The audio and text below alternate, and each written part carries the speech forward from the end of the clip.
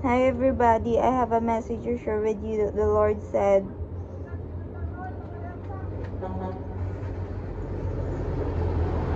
why will you try me? Why will you focus on the things below? Focus on the things above. Why will you keep on asking me things that doesn't please me?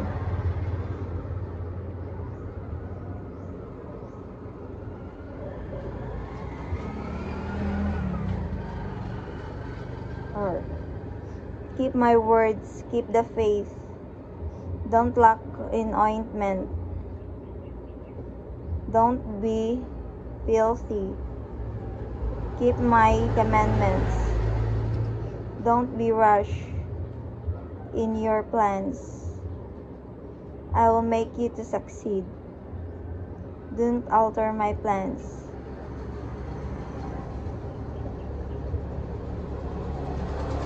Walk in the faith. Walk in love. Walk in purity. Do not walk in defilement.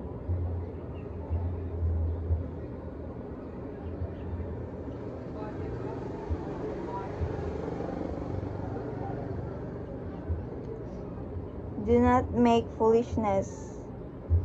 Keep on trusting me. Keep on being closer to me.